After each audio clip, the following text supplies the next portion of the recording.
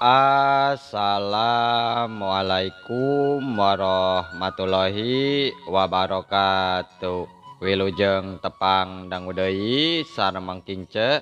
Alhamdulillah kanggo dinten ayeuna tiasa nepangan deui. Satacana dipedar ieu cariyos sim kuring nganuhunkeun kana tos like, komen sareng subscribe-na nya atur nuhun. Atuh di mana wae ayana mugia dipaparinan kesehatan sareng digampilkeun dina milari rezekina amin. Masih nyarioskeun jimat panglaris bagian ke-15-nya ieu karya Ibu Enok. Kumaha lajengna ieu cariyos mangga urang kawitan. Gap Nyi Oning ngaleng kana leungeun Kang Oding ngajak asup kana beus. Lalaki nu bieu datang oge gancang malikeun awakna blus. Asup mihlaan kana jero beus gek diuk dina bangku nu duaan. Si Oding guk gek diuk. Ditukangeun Asep teu lila mobil terus indit ngageleyeng ninggalkeun terminal. Kang, ceu rek sare mah sare heula nya. Keun lamun geus anjog ku kuring dihudangkeun. Cek Asep kituna sabari nanggoh ka tukang. Nya ieu ge geus tunduh pisan.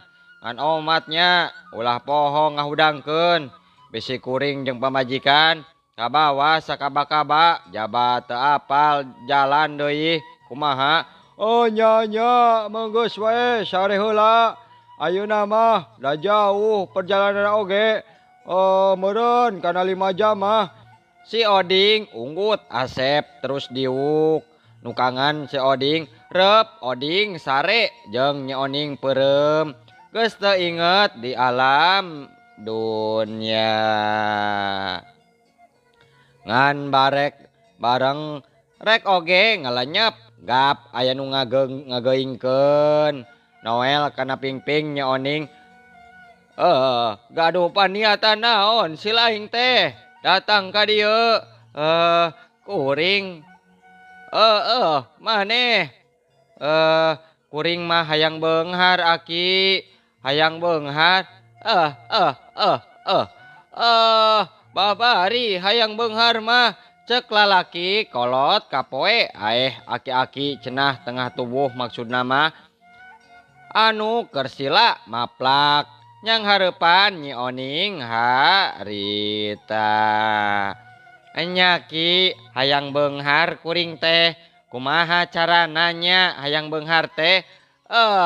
Tinggalkeun si laki si laing teh tinggalkeun cicing di dieu jeung aki.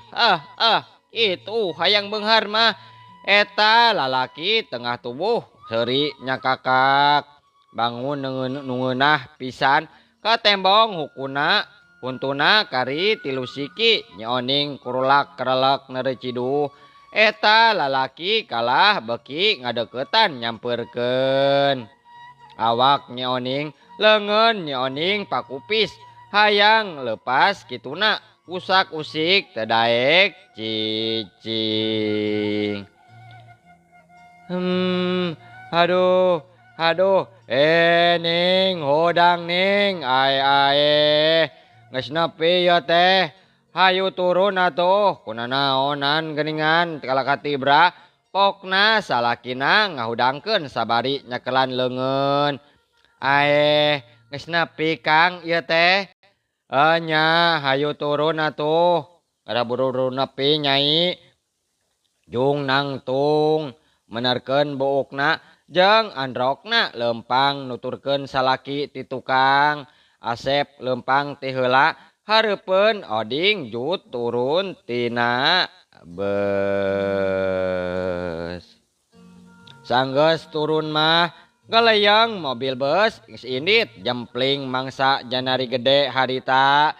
Asep ngagarowan ojek nu mangkal nungguan panumpang ti kota harita. Kang ojek 2 Kang ka dieu ye. Butuh ojek kuring teh. Cek Asep ngagorowok ka seberang jalan harita.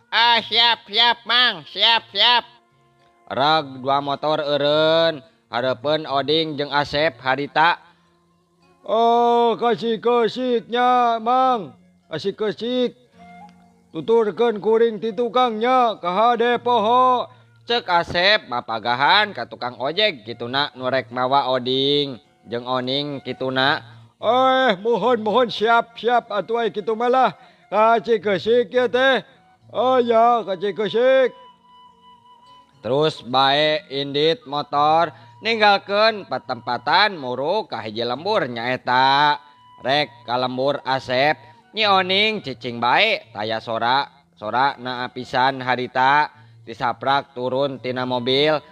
Nyi Oning diuk di tengah digencet ku tukang ojek jeung salakina harita nu diuk di tukangeun. Nah.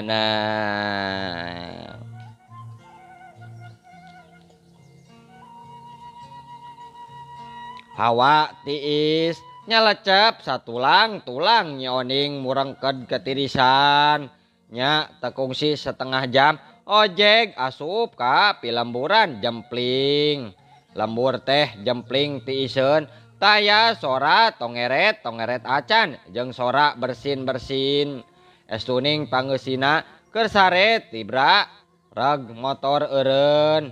Cut Oding turun dituturkeun ku Nyi Oning. Sep, geus mayarna mah sakalian ti dieu wae nya. Geus Kang, kuring geus dibayar, teu kudu dibayar deui nya. Ari maneh, lain kuring wae di dieu mayarna sakalian. Cek Oding bari ngasongkeun duit 50.000 ka tukang ojek. Majarkeun rek di pulangan geningan cenah tukang ojek nage langsung indit.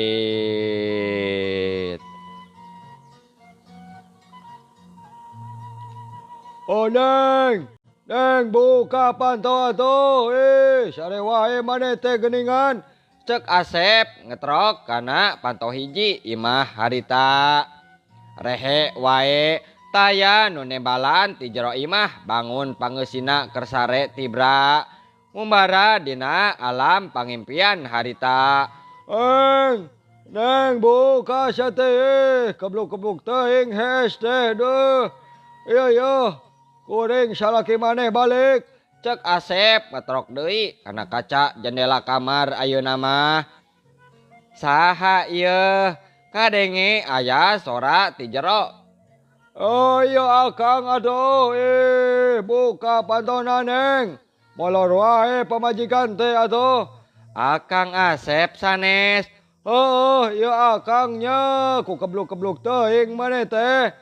Brai lampu di tengah imah aya nu nyaangan brai pantona nu muka ti jero. Kasampak hiji awewe geulis buukna ngarumbay samet cangkeng. Nanggoh dina lawang panto. Ai Akang tos uwih geningan ieu. Muhun ya Akang ya. Nah, maneh teh ka mana wae atuh. Ai kasarean nyai teh ieu. Ari itu saha jelema Kang? Saha?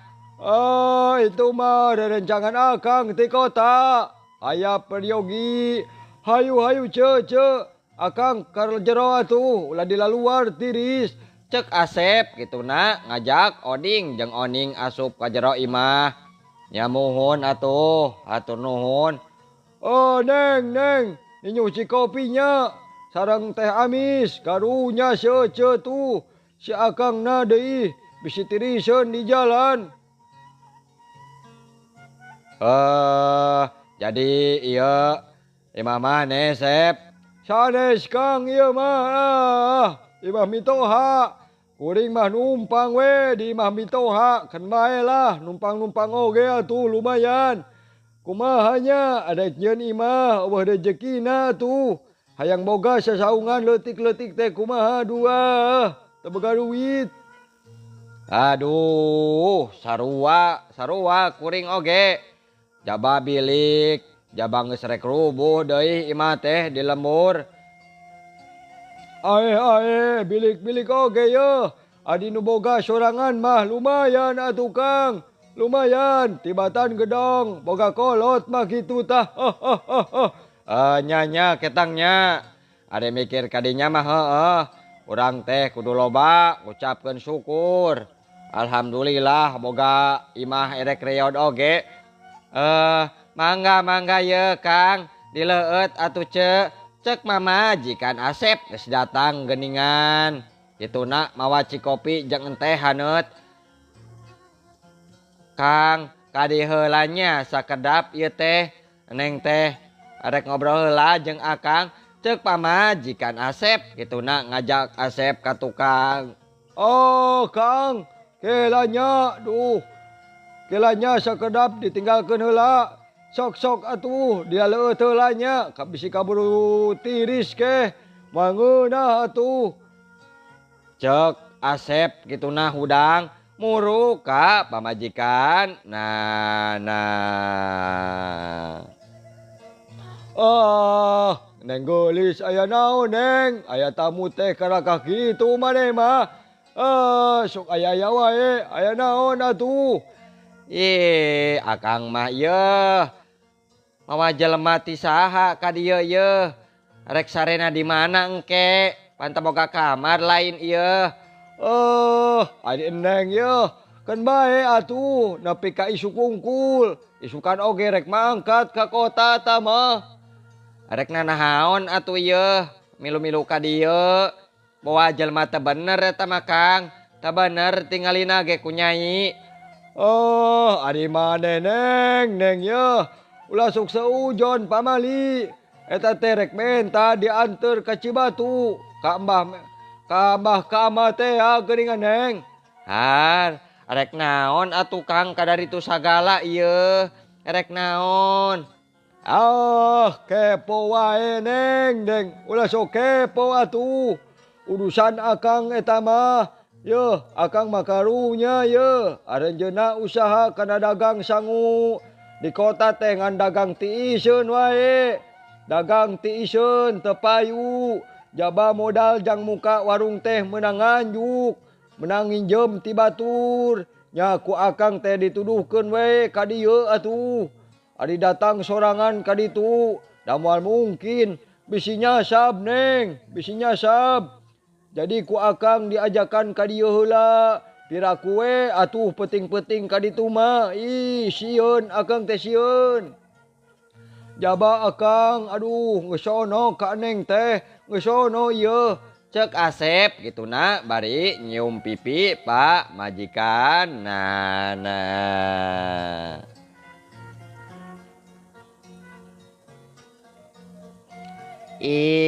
Akang mah sok aya wae dasar ieu. Hayu kahadap deui atuh ieu. Nanahaon di dieu wae.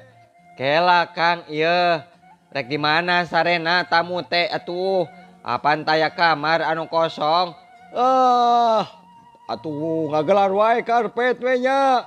Hareupeun TV wae nyai kumaha? Pamajikan Asep gituna molohok. Barang nempok harita baguneman jeung salah tina. Maneh masuk ieu wae atuh keun bae. Keun bae lah. Di mana wae sarena mah. Nya tukang nya kumaha Akang wae.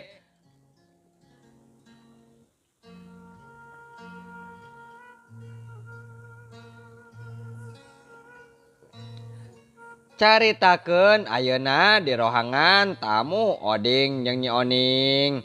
Satu tas ditinggalkeun ku Asep jeung pamajikanna ka tengah imah suruput cikopi. Disuruput ku Oding harita. Nyai ngaleueut heula Nyai yeuh.